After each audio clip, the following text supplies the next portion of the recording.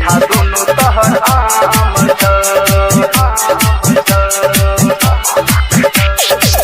तोरा दुकान में है गे छौरी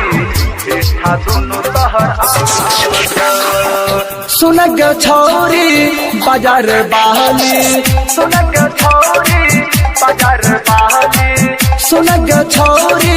बाजार बहली तोर दुकान में लेबो खाली बोल हौले हौले गे तोरा दुकान में है गे छौरी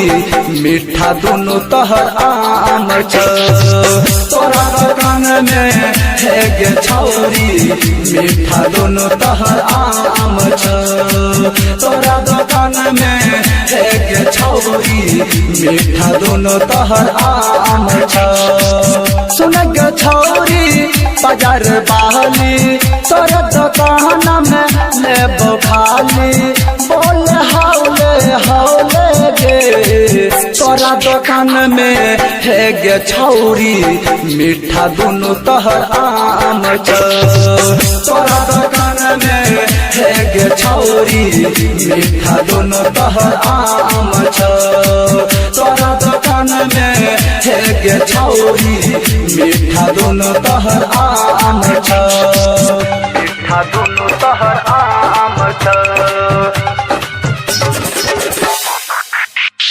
मीठा दुनु तहर आम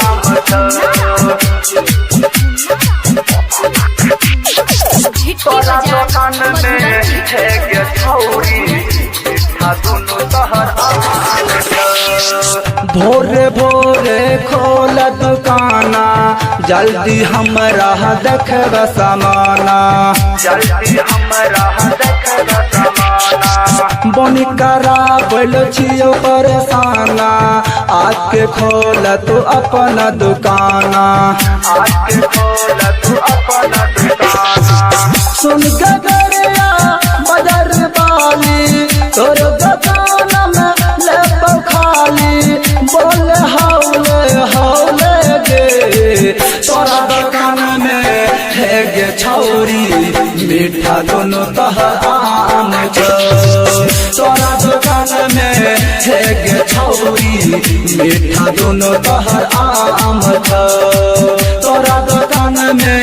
है गे छौरी मीठा दुनु तहर आम मीठा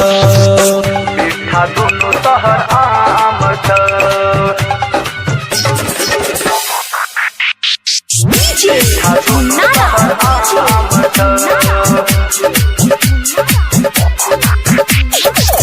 तोरा दुकान में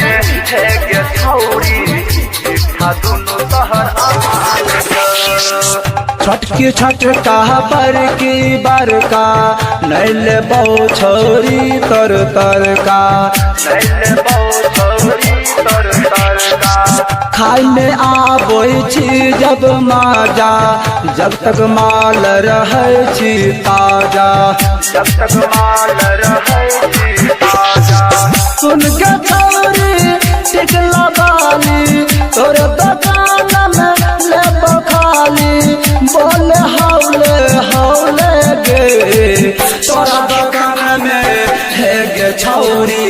मीठा दुनु तहर आम तोरा दुकान में है गे छौरी मीठा दुनु तहर आम तोरा दुकान में है गे छौरी मीठा दुनु तहर आम रिकॉर्डिंग स्टूडियो रक्सौल रघुनाथपुर।